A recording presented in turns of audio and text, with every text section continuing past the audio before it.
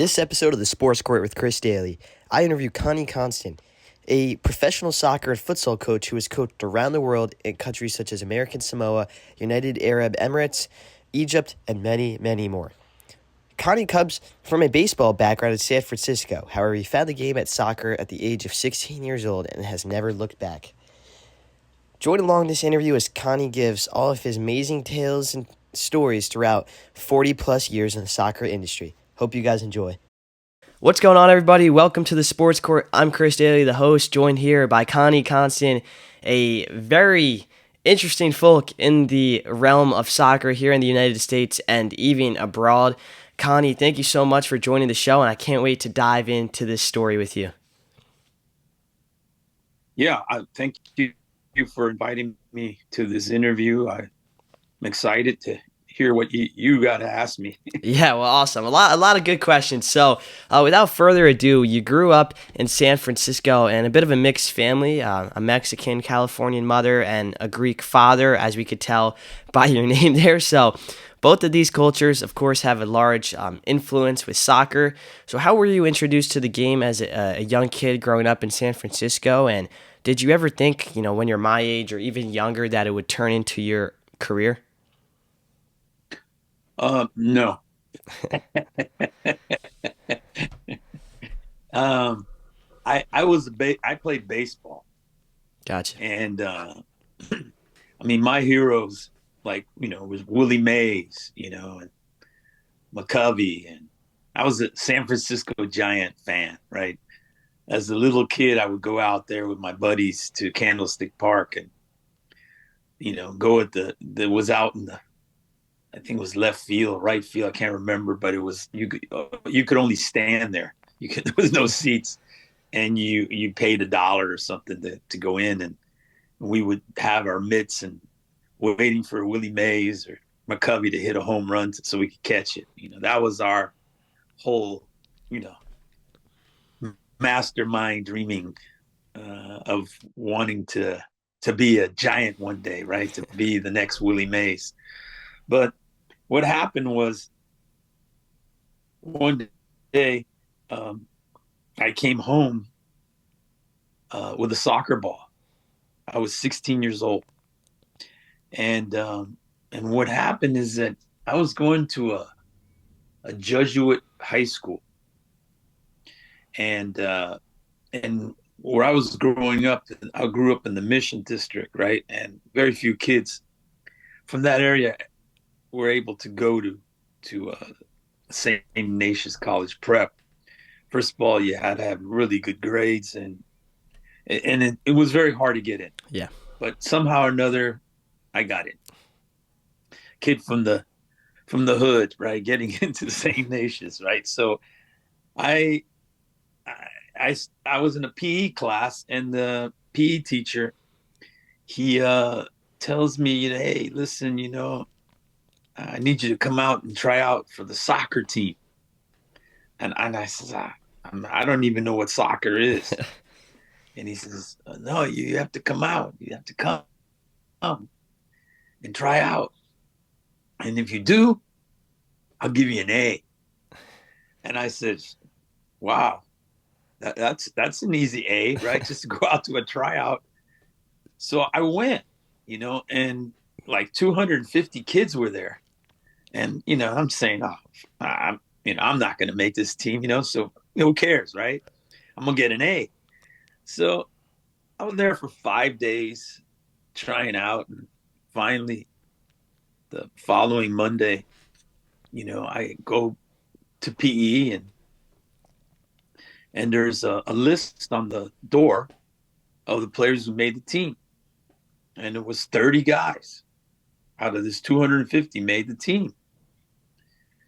And guess who was number 30? Gotta say you. That was me. There we go. And so I tell the coach, I said, listen, I'm a baseball player, and I was actually a very good baseball player. And that it's very rare that freshmen get to play winter league varsity, right? And I was going to have an opportunity to play winter league varsity baseball as a freshman. And And I told him, I says, I got to play baseball. I don't know anything. But he says, listen. And he started talking to me about stuff that I didn't even know. He says, do you know this guy? And I says, no. His name is Kirk Postolides. I says, no, I don't know him. He says, oh yeah, he lived with you when you were a little kid. He lived in your house. And he went on to tell the story about how this guy, he played at University of San Francisco and won a national championship, and started telling me all these things I had no idea, right? And so, whatever. I said, well, okay, maybe I'll try this thing. So I go home with a soccer ball. I'm holding the ball, and my dad, he was a waiter, and he had his monkey suit on. Like I call a monkey suit. It's a tux. Yeah. He has a tuxedo on, right? And that's how he worked. And he has black shoes and everything. So he says, throw me the ball. So I threw the ball to him, and he started juggling the ball. And I went,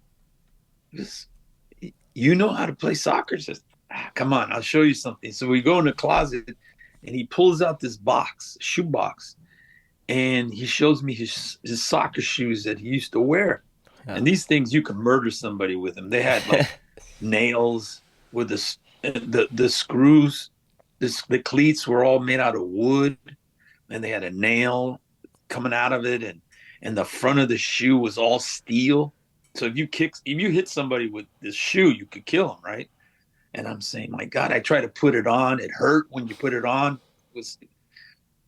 It was funny anyway. But and then he pulls out this photo, and there's a picture there, and there he is, and it says Union Espanol 1, Greek American 0, the champions of San Francisco League, 1955.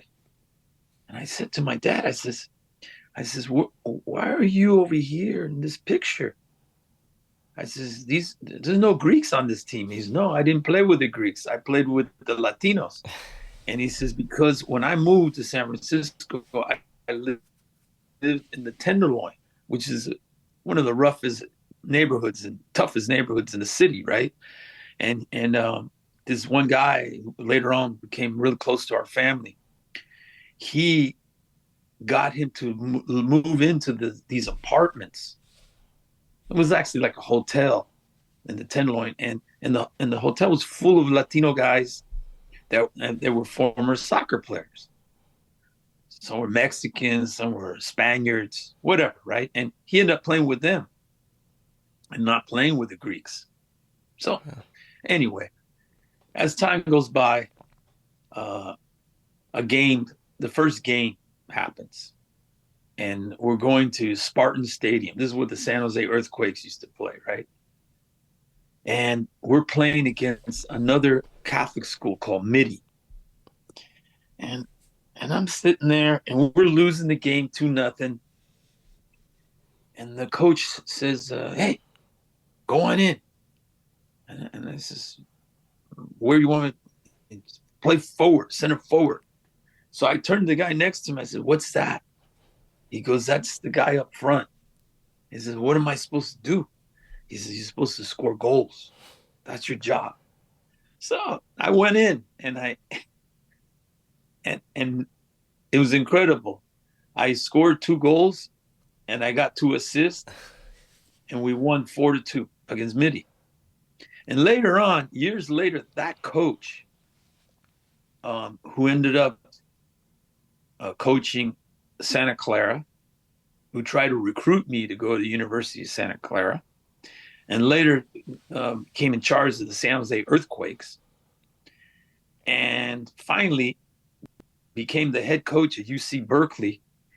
And I ended up years later as his assistant coach. Wow, that's at UC Berkeley for incredible. 3 years. But it's just so weird how this all kind of happened. That's one heck of a start right there. So we're really going to fast forward. I mean, that is a surreal start and an amazing story, with everything from your dad and the friend who lived there. But now, so from that moment, you go to college, you play soccer, and then you work in Houston for a little bit, a couple years actually, and then all of a sudden you become assistant coach of the Portland Timbers, a professional team, then in the USL, of course now in the MLS, one of the better MLS teams, one of the better fan bases in that Major League Soccer at that as well. So how did you somehow transition from being this kid that didn't know what center forward was in your first ever soccer game all the way to becoming a professional coach, in the span of, 15, 20 years? Well, the weird thing is that a year and a half later, I ended up playing on the best team in the country, the best adult team, Hmm. which was the Greek Americans. Yeah, I've heard about them. and and how that happened is that one day I was out at at DiMaggio. He was a great baseball player. There's a park that they name after him, right? And I'm practicing, and this coach comes over and says, "Hey, I want you to come over here and play with us." So I went over. His name was Ralph Black. He used to play actually with the Glasgow Rangers in Scotland. Yeah. He was a great player, and I didn't know any of this. He thought I found out later as I ended up he ends up putting me on his team, which is he's a coach of the Greek Americans, and then I'm introduced to the owners, these two Greek guys, the brothers that played against my dad in 1955, and it was weird, right? This whole connection. But moving on, I ended up playing also for the Northern California All Stars. I was the only American on the team. It was all foreigners, and we were playing against the Mexican Olympic team in the old Kezar Stadium where the 49ers used to Yeah. play. And I mean, it was 65,000 Mexicans, just chanting, Mexico, Mexico, right? And I played. We lost 3-2. And after the game was over, there was also the pavilion was there, and that's where the Warriors, the San Francisco Warriors, to play there. And before they moved to Oakland, right? This is many years ago, right? Yeah. 1974, around there.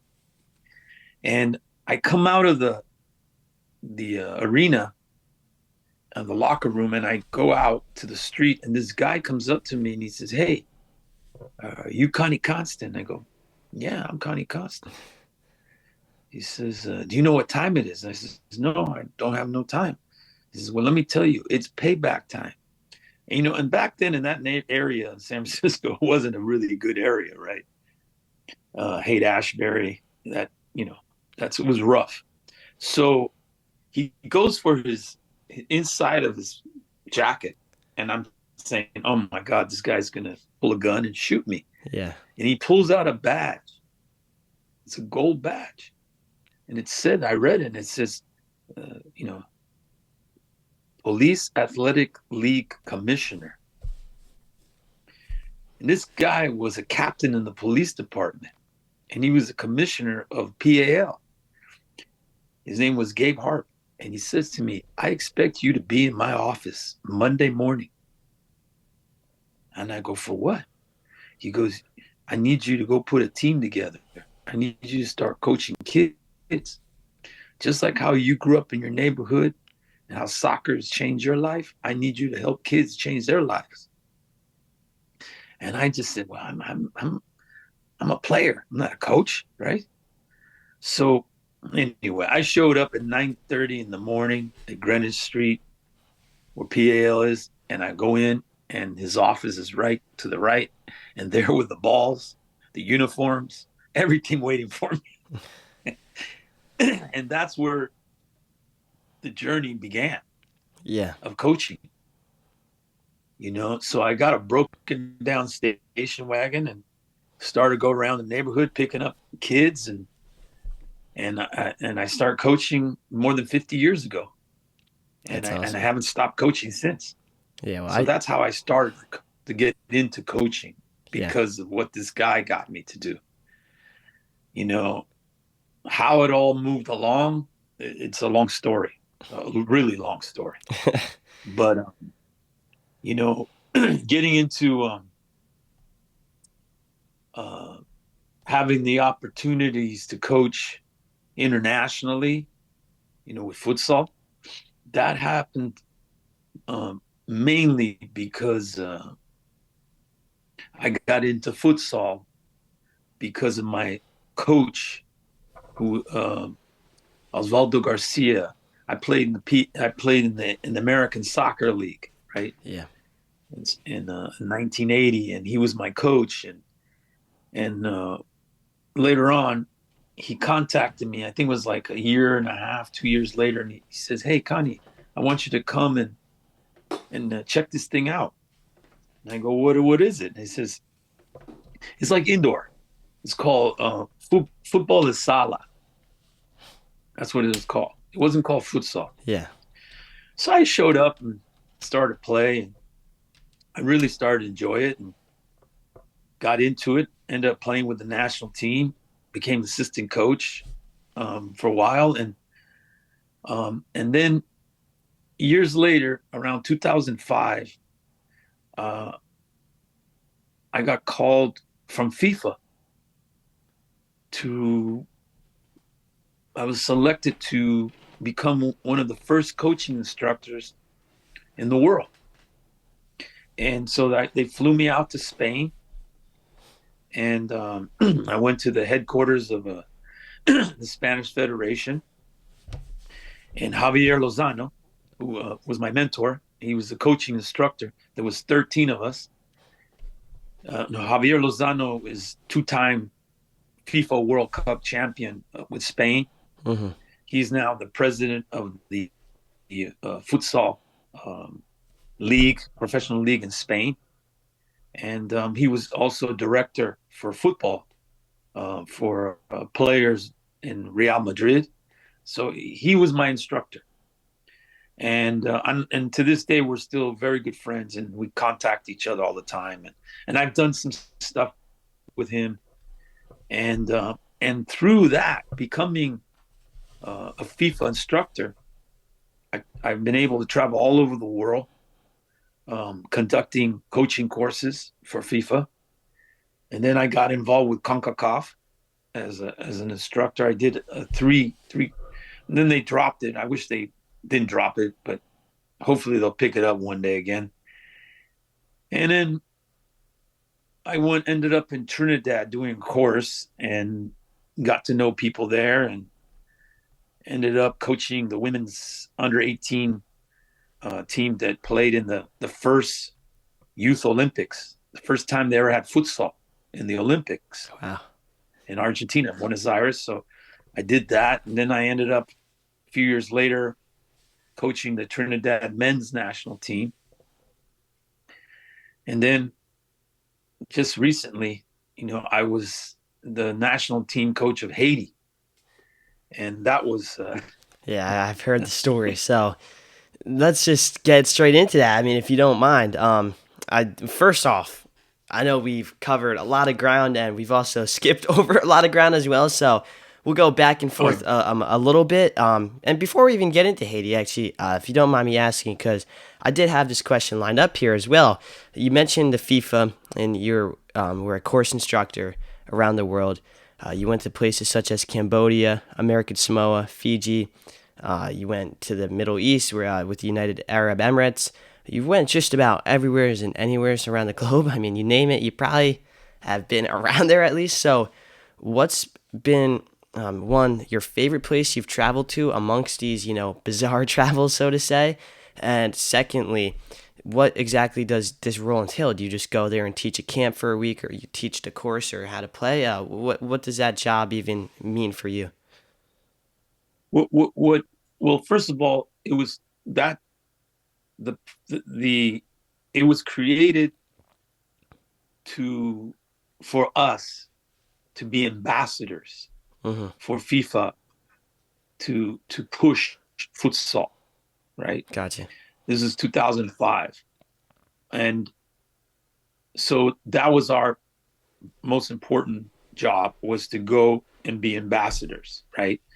What we did is there was a curriculum, and the focus was to teach coaches how to teach coaches, not teach coaches how to teach players. Yeah. So our job was to coach coaches to coach coaches.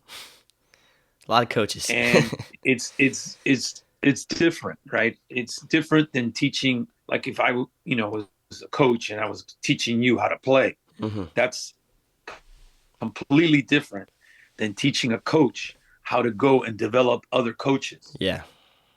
So that was the second main reason why this program was created. And and so I had the opportunity to go all over the world. I mean, the only two continents I haven't been is Australia and Antarctica. But I've been to every continent Yeah. on the planet except Australia and Antarctica. In Antarctica, there's only penguins there, and Yeah. in Australia, well, Just besides the Australia. kangaroos, they do play futsal too. Yeah. Because one of my good friends is from Australia. Um, but when you go back to where's like every place was unique. What I discovered through all these travels, every place was unique. Mm-hmm. But the most, how would you say, most challenging, most interesting um, course that I put on was in Egypt. Hmm. And um, I didn't really do the FIFA course because they had already had two other people go there and do the same course. So they asked me to do something completely different. So I kind of made up an entire course, you know, from all my experiences of coaching both football and futsal. And I kind of just put it together and gave them an intense futsal course.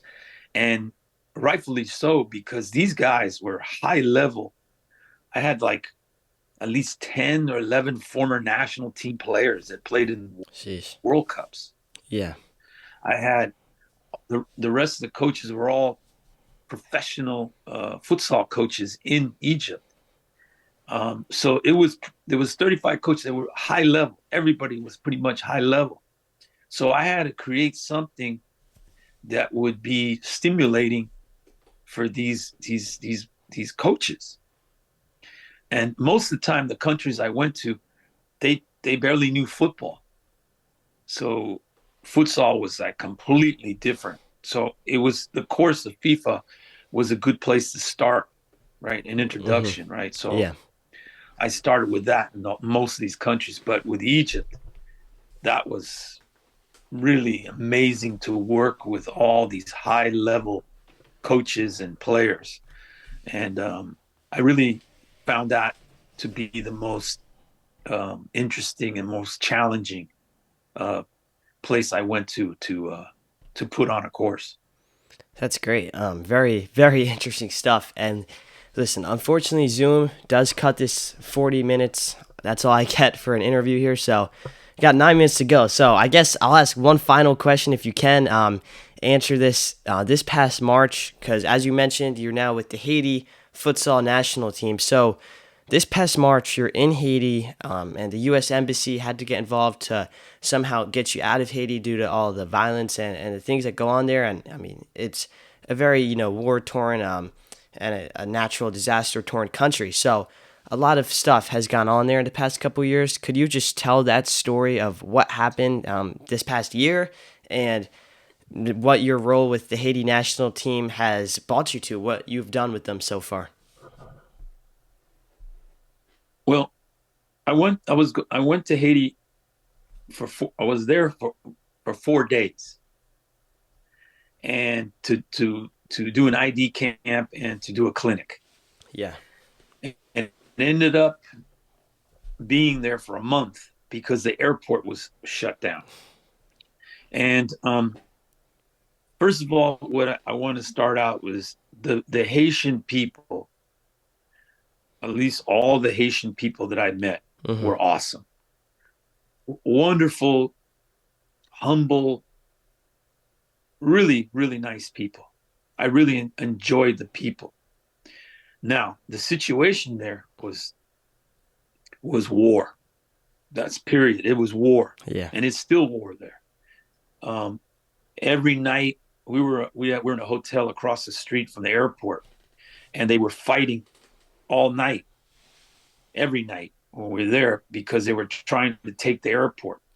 I guess one faction is a group of they gangs, I guess you could say. Sheesh. They kind of rule the roost of Haiti now, or at least Port-au-Prince, and so we were dealing with that every night, gunfire and lots of shooting. You could hear everything, you could see it. It was really bad. Um, in the daytime, we went out and we saw a lot of things that you don't see normally in everyday life in America. I mean, gasoline was $25 a gallon. There was little 7-year-old kids with hoses running around, sucking out gasoline out of cars and filling up little bottles, Yeah. plastic bottles to sell gasoline on the street. It was tough. It was really tough. And there was a priest that he's been there for 60 years. He built like some kind of complex. So we were trained there, and I kept training as much as I could with the guys there, just to kind of keep things going. And but it was really crazy. And then eventually, I was evacuated by the U.S. Marines. I head over to the U.S. Embassy late at night. Well, actually, it was 5 in the morning, and there was no lights. Everything was dark. The gangs were all over the place, and we finally got to the embassy, and the Marines finally got me out. I don't want to get into all the details, Yeah. but it was pretty tough. And then the major problem is I had no team to go to the qualifications in Nicaragua because I couldn't get any of the players out of the country.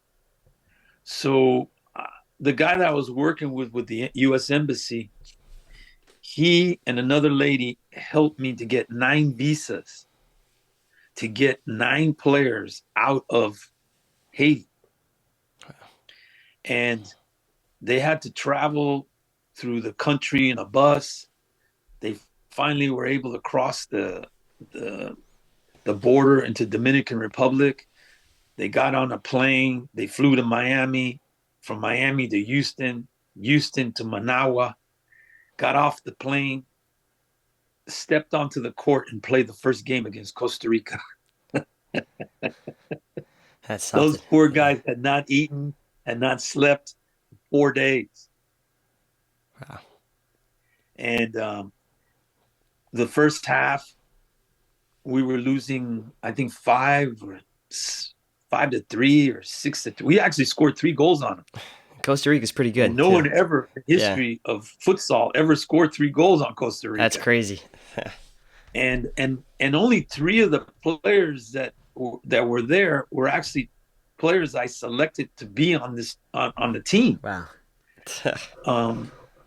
So, but the second half came out and the players were dropping like flies, and so that we had to end the second half like 2 minutes into the second half because I had no players left. I only had 2 guys left. So they had to not forfeit the game, but abandon the game. Yeah. So we lost, I think, 6-3. Then the next day we played against Mexico. We were beating Mexico 4-1, and we ended up losing the game 9-4 because the poor guys, they were dead. Yeah. And most of the teams have 14 players, so they have extra subs. I only had 10 players. because I brought one kid from Canada, because like the team I was supposed to have was like, it was supposed to be like 3 or 4 Haitian players from Haiti, and the rest of the team were Haitians who lived in Canada. Hmm. But I only were able to get one player from Canada, and it was a really crazy experience. But it was a miracle that the U.S. was able to help us put this group together to get there in the first place. Yeah, that's amazing. Yeah, so that's the kind of a short story about what happened. Yeah, well, And I'm still the coach until whenever they decide to let me go. But they the players, the people there, the administration, they were all awesome, fantastic people. It's just there's so many problems right now in Haiti. yeah. Well, that's an amazing story. I'm super grateful and happy that you're safe, and I mean everybody was able to get there. That's one heck of a story. I mean that is all the time Yeah, that was. staff Yeah. my staff was made up of 2 Canadians, one American, another American, um, and Ibi and Arias came from Canada. Otto came from the U.S. Hmm. And then we had, a couple of the guys from Haiti came with us. So that was our staff, and they were great. They were awesome, Yeah. fantastic. So Well, that's great. just wanted to share that with you. Yeah, well, thank you. I really appreciate it, and this interview has been awesome. I wish I could talk for another 2.5 hours. I mean, I'm sure you have stories that could, you could tell, but again, I can't thank you enough, Connie. It was an absolute pleasure to meet you. Well, that's all she wrote for the interview. Thank you so much for watching, everybody. Make sure to like, subscribe, and watch my other interviews. A lot more coming this summer. This is just the start. The summer of the sports court, everybody. Chris Dailey, signing off.